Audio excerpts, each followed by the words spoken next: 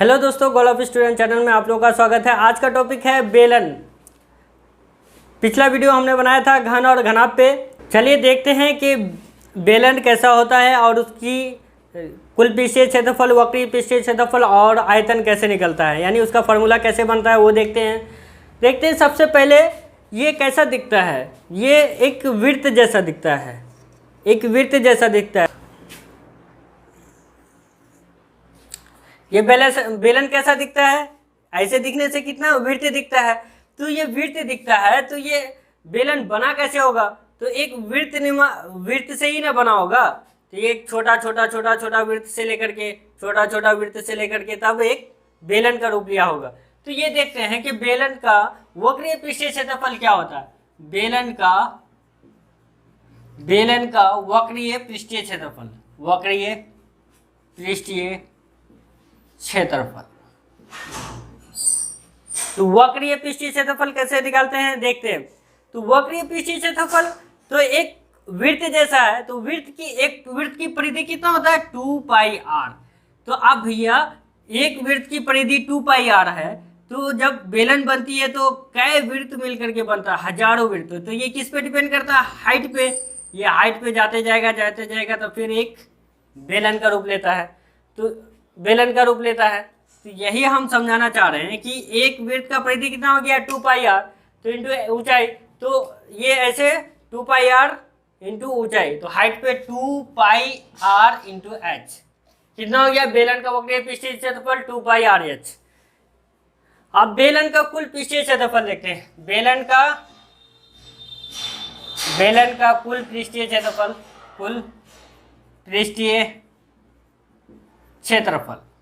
तो कुल पृष्ठीय क्षेत्रफल क्या होगा?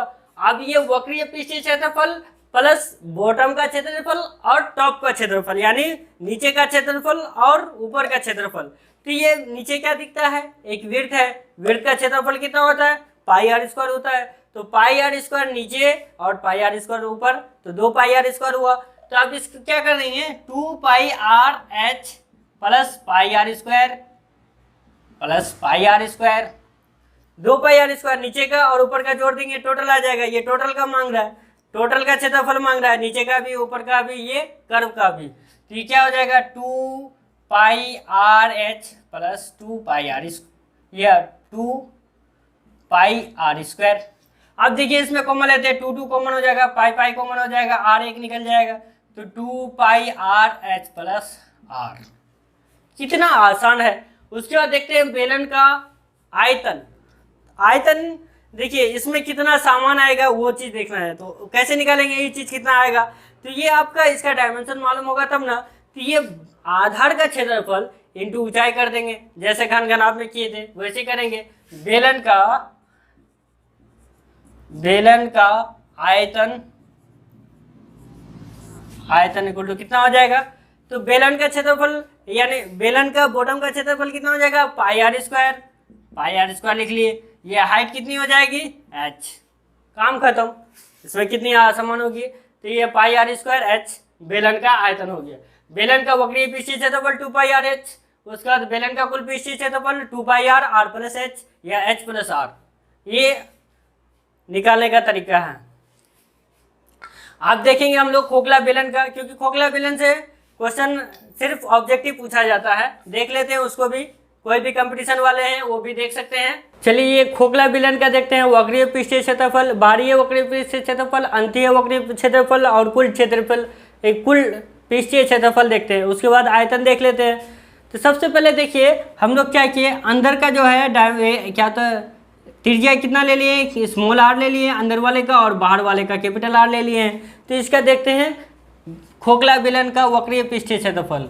खोखला बेलन का बाहरीय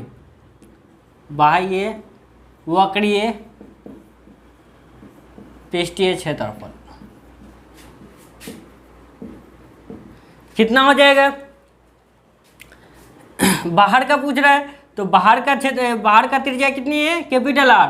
तो हमने बताया था कि ये वृत्त की परिधि कितनी होती है? 2 पाई आर। तो 2 पाई आर और हाइट को जोड़ देंगे तो कितना हो जाएगा?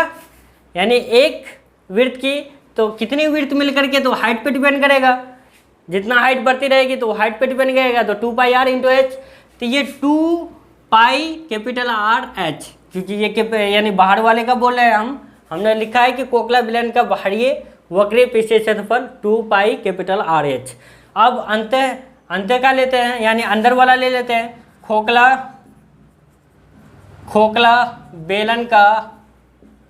बेलन का अंत या आंतरिक लिख दीजिए, आंतरिक वक्रीय पृष्ठीय क्षेत्रफल, वक्रीय पृष्ठीय क्षेत्रफल कितना हो जाएगा? अंदर का जो है ये दिख रहा है, तो ये स्मॉल आर ले लिए इसकी, यहाँ से यहाँ तक कितनी है? स्मॉल आर है। यहाँ से यहाँ तक इसकी क्या होता है? त्रिज्या कितनी है? आर है, स्मॉल आर है। तो ये कितनी हो जाएगा?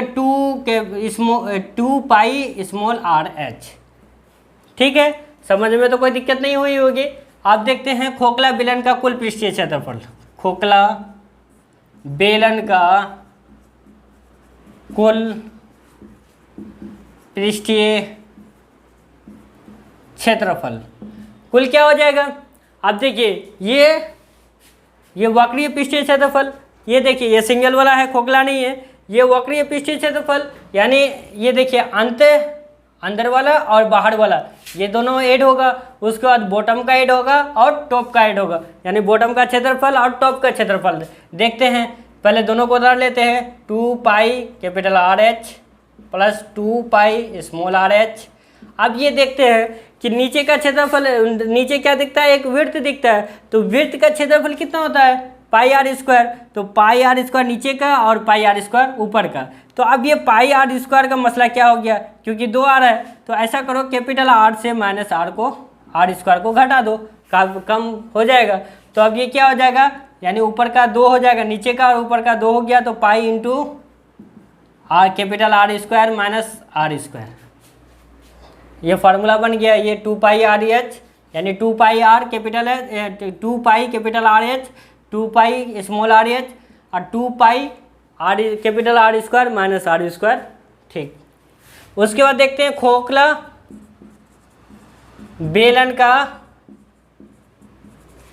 बेलन का आयतन कितना होता है। तो आयतन हमने समझाया था कि बेस का क्षेत्रफल इंटू हाइट, तो बेस का क्षेत्रफल क्या हो जाएगा?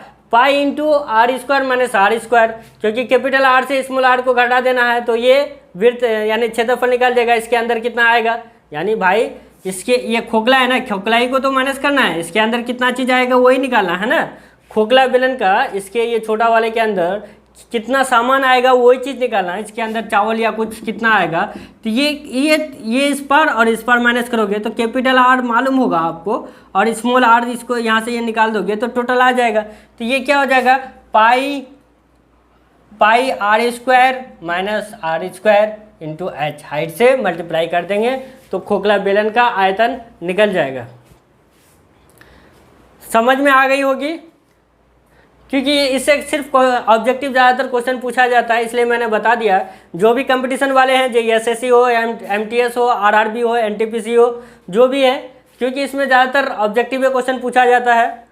खोखला बेलन से हम लोगों ने बेलन देख लिया, अब देखते हैं शंकु यानी कोन।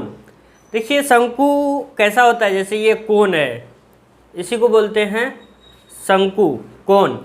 मैंने यहाँ फिगर बनाया है और ये जो है एक वृत्तनुमा है, तो इसकी सेंटर पे हम लोग स्मॉल आर मान लेते हैं, इसको हाइट मान लेते हैं, और ये एल इसकी ऊंचाई, तिरछी ऊंचाई।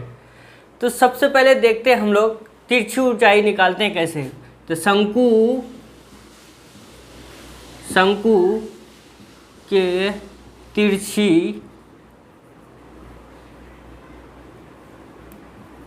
तिरछी ऊंचाई कितनी होगी? तो हम लोग पाइथागोरस थ्योरम से जैसे विड्थ का निकालते थे ना हम लोग, एकदम सेम, ये L हो गया, ये R हो गया, ये H हो गया। तो देखिए कितनी हो जाएगी? R square plus h square over root, क्या हो जाएगा? L equal to over root r square plus h square. अब हम लोग देखते हैं शंकु की वक्रीय पृष्ठीय क्षेत्रफल। शंकु के वक्रीय पृष्ठीय क्षेत्रफल। तो वक्रीय पृष्ठीय क्षेत्रफल क्या होगा? अब देखते हैं शंकु के वक्रीय पृष्ठीय क्षेत्रफल। देखिए वक्रीय पृष्ठीय क्षेत्रफल, देखिए ये है ना वक्रीय, इसका पृष्ठीय क्षेत्रफल निकालेंगे। तो वक्रीय पृष्ठीय क्षेत्रफल क्या होगा? एक वृत्त की परिधि कितनी होती है? 2 पाई आर होता है ना। तो जब 2 पाई आर होगा तो यानी एक वृत्त की परिधि हुई तो कितनी छोटी, यहाँ से आप देखिए एक सेंटर पॉइंट है, तो ये छोटी वृत्त, बड़ी वृत्त, फिर बड़ी, फिर बड़ी, फिर बड़ी। तो ये क्या है? एल पे डिपेंड करता है, तिरछी ऊंचाई पे डिपेंड करता है। तो ये 2 पाई आर इंटू एल, ठीक है।